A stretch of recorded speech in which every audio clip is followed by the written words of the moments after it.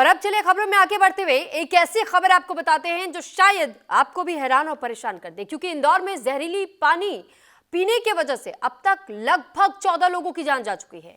आप सोचिए, जहरीला पानी कैसे लोगों को बीमार कर रहा है और फिर उनकी जिंदगी उनसे छीन रहा है।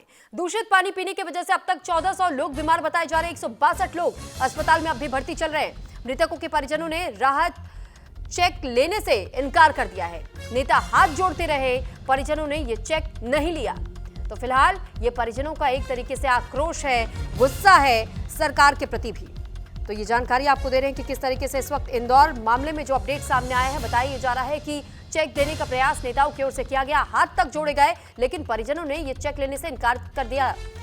ये वो इंदौर शहर है जो कि अपनी स्वच्छता के लिए अपनी पहचान बरकरार रखता है, जिसे स्वच्छता के लिए कई अवार्ड से भी नवाजा गया है। लेकिन अब उसी इंदौर शहर से एक ऐसी खबर सामने आई है जिसने हर किसी को हैरान और परेशान कर दिया है। जहरीला पानी पीने की वजह से, दूषित पानी पीने की वजह से लगभग 1400 ऐसे लोग बताए जा रहे हैं जो अब तक बीमार हैं। 162 लोग अस्पताल में भर्ती और अब तक 14 जानी जा चुकी हैं।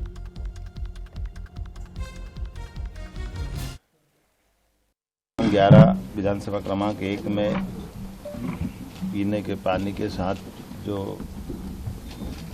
ध्यान में आया है कि इसके कारण से उल्टी दस्त के बड़ी संख्या में बीमार और अलग अलग हॉस्पिटल में मिले, और खास करके परसों से माननीय मंत्री श्रीमान कैलाश विजयवर्गीय जी, माननीय महापौर हमारे पुष्पमित्र भार्गव जी, माननीय तुलसी सिलावट जी मंत्री और सभी विधायकों ने इस चीज़ को जैसे नॉलेज में लिया और जो ध्यान में आया, तो ये तुरंत प्रभाव से लगभग 2-3 दिन के अंदर 40,000 ज़्यादा लोगों की स्क्रीनिंग की गई, जिसमें 2,456 संदेहास्पद व्यक्ति के लक्षण मिले थे और 212 भर्ती किए गए।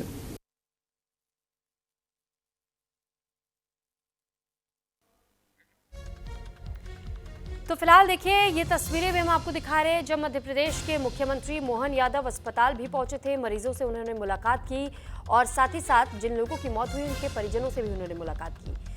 ये भरोसा जरूर दिलाया गया कि इस पूरे मामले में कार्रवाई की जाएगी, लेकिन अब तक जो 14 मौतें हुई हैं, उन मौतों का आखिर जिम्मेदार कौन है, ये भी सवाल बार बार पूछा जा रहा है।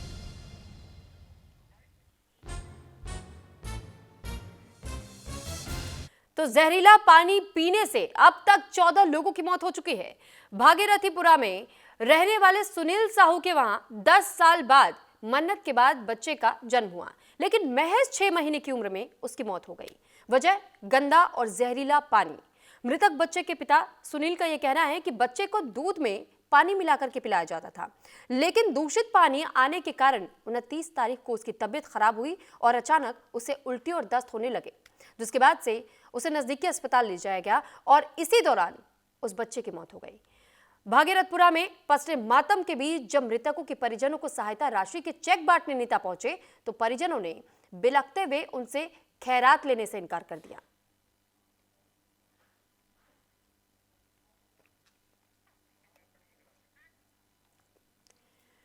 तो सोचिए जरा, स्वच्छ शहर में पानी आखिर जहर कैसे बन गया है, क्योंकि जिस शहर को देश ने सबसे स्वच्छ शहर का ताज पहनाया, आज उसी इंदौर में नल से निकला हुआ पानी जहर बन चुका है।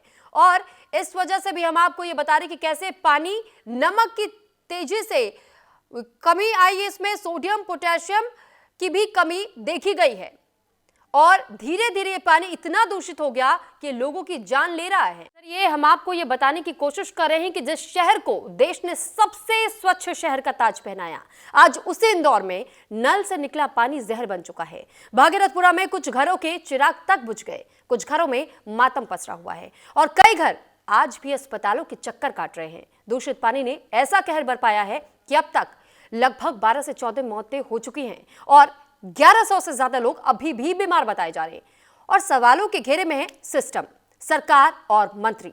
भागीरथपुरा से उठे इस जहरीले पानी के संकट पर अब हाईकोर्ट से लेकर के सियासत उबाल है, क्योंकि जो सियासी उबाल इस वक्त देखने को मिल रहा है, हर कोई सवाल यही पूछ रहा है और जवाब तलाशने की कोशिश कर रहा है कि जिसे साफ स्वच्छ शहर का ताज पहनाया गया, आखिर उस शहर से जहरीला और दूषित पानी कैसे आने लगा, कैसे लोगों के घर के नल तक वो दूषित पानी पहुंचा है, आखिर इन मौतों ठीक तरीके से चलने लगेगी। अभी मैं भागीरथपुर से आ रहा हूँ। भागीरथपुर में अभी लगातार मरीजों का आना प्रारंभ है और अभी 4 सुबह आए, मतलब वैसे तो 15-20 आए थे पर अन्य इलाज के लिए आए हो। और डायरिया के 4 पेशेंट आए, चारों को भंडारी हॉस्पिटल भेज दिया है। टोटल कल से लेकर परसों तक 200 लोग भर्ती थे, 1400 लोग इन्फेक्टेड है। इसमें से 200 लोग को भर्ती करना पड़ा, बाकी को प्राथमिक इलाज के बाद छोड़ दिया था। 200 में से भी 40-50 लोग डिस्चार्ज हो गए और आज भी 40-50 लोग डिस्चार्ज हो जाएंगे। डेंजर जोन में कोई भी नहीं है। इवन जो आईसीयू के अंदर है वो भी डेंजर जोन में नहीं है, डेंजर जोन के बाहर है। हमारी प्राथमिकता है कि लोगों को इलाज अच्छा मिले, समय पर मिले, इस पर हम फोकस कर रहे हैं। और सभी हॉस्पिटल में एक स्वास्थ्य विभाग का, प्राइवेट हॉस्पिटल में भी एक स्वास्थ्य विभाग का कोई अधिकारी रहेगा और एक राजस्व का अधिकारी रहेगा। वहाँ पर हेल्प डेस्क बन जाएगी, जिससे कि उनको कोई भी प्रॉब्लम आए तो वहाँ पर आकर बता सकते हैं। हमारे कार्यकर्ता भी हॉस्पिटल में वहाँ पर लगे हुए, वो भी एक एक बेड पर जाकर पूछ रहे हैं और जहाँ आवश्यकता हो वहाँ नारियल पानी वगैरह कुछ किसी चीज़ की आवश्यकता हो तो वो प्रदान कर रहे हैं। कुल मिलाकर ये इंदौर के लिए बहुत बड़ा हादसा है और हम सब मिलकर इसको कैसे सबसाइड कर सके और समस्या की जड़ तक पहुंचकर उस समस्या का निराकरण कर सके, इसके लिए सरकार, पूरी नगर निगम की टीम और प्रशासन सब संयुक्त रूप से काम कर रहे हैं। क्या पूरी लाइनें बदलेंगी? टेंडर जब अगर हो रहे हैं तो पूरी लाइनें बदलेंगी? देखिए 60% लाइन तो बदली जा चुकी है, 40% लाइनों का था, वो भी उसके टेंडर हो चुके हैं, तो 40% भी अब बदल देंगे। सर डेथ का आंकड़ा अभी तक क्या है? वही मैं अभी कन्फ्यूज़न में हूँ, क्योंकि सरकारी आंकड़ा अभी भी 4 है, क्योंकि मैं उधर भागीरथपुरम में जब घूम के आया तो वहाँ पर 8 हो गया।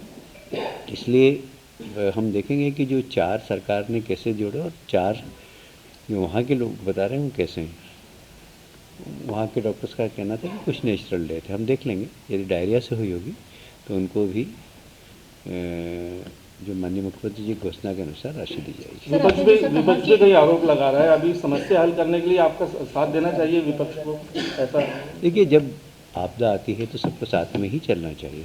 हम तो जब आपदा में तो जनता परेशान होती है, जनता में कौन कांग्रेस है कौन बीजेपी ये तो नहीं है, सभी पूरी जनता, तो इसलिए सबको साथ में मिलकर काम करना चाहिए। आपको याद होगा कोविड की त्रासदी आई, मैं तो बंगाल था उस वक्त, जब प्रशासन ने हाथ खड़े कर दिए तो फिर मैं आया मैदान में और मैंने ऑक्सीजन की व्यवस्था कराई और मैं खुद वहाँ से 2-2 दिन की गैप मार के आता था और सारे हॉस्पिटल में गया। और हॉस्पिटल में जाने के बाद हमने देखा ही नहीं कौन बीजेपी और कौन कांग्रेस है, सबके लिए काम किया।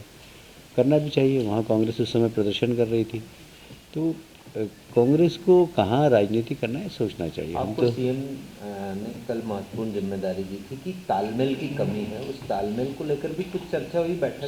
सब बैठक में सारी चर्चा हो गई, कुछ गलतफहमियाँ थी वो भी दूर हो गई और मेरा ख्याल है कि हम टीम वर्क की तरह काम कर रहे हैं। वैसे कल एक कन्फ्यूज़न हुआ है, कुछ लोगों की जो मौत हुई है उसमें पोस्टमार्टम नहीं हुआ है और जो 4 मौतें शासकीय बताई जा रही है इनका भी पोस्टमार्टम नहीं हुआ है, तो कुल देखिए, मिला के इनकी गिनती कैसे लाइन ऑफ ट्रीटमेंट से हो जाएगी। लाइन ऑफ ट्रीटमेंट से आपको ट्रीटमेंट क्या दे रहे थे सारी, वो तो ऑन पेपर है, उससे इस क्षेत्र के कुछ लोगों का ये कहना है कि हमारा ट्रीटमेंट घर में ही हो रहा था, तो उनकी मौत वही पता लग जाएगा, कोई बड़ी बात नहीं है। ऐसे केस भी होंगे तो उनकी भी चिंता।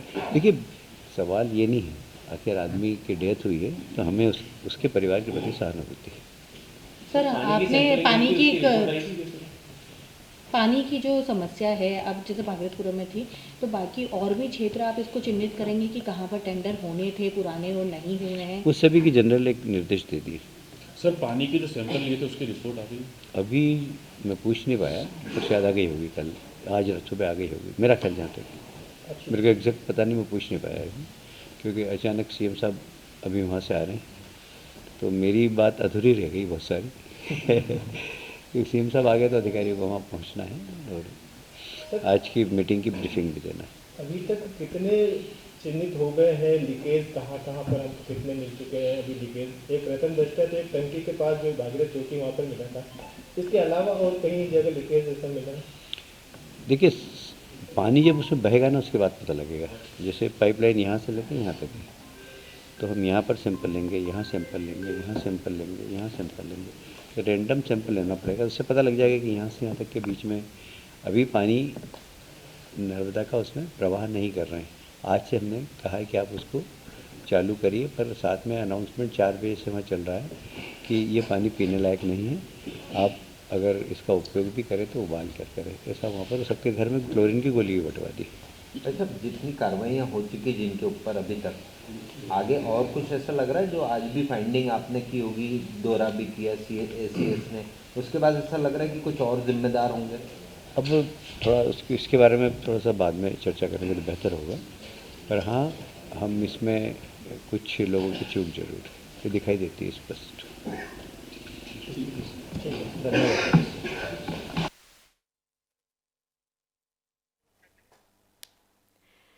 तो फिलहाल आपने देखा कि मध्य प्रदेश में किस तरीके से जहरीले पानी का प्रकोप लगातार जारी है और ऐसे में अब तक कई जाने जा चुके हैं। बार बार सवाल ये पूछा जा रहा है कि आखिर इन लोगों की स्वच्छता का ख्याल कौन रखेगा, इनके जीवन के, इनके स्वास्थ्य का ख्याल कौन रखेगा और इन मौतों का जिम्मेदार कौन है। इसी के साथ फिलहाल यहाँ रुक रहे एक छोटे से ब्रेक के लिए, लेकिन ब्रेक के उस पार भी खबरों का सिलसिला लगातार जारी है।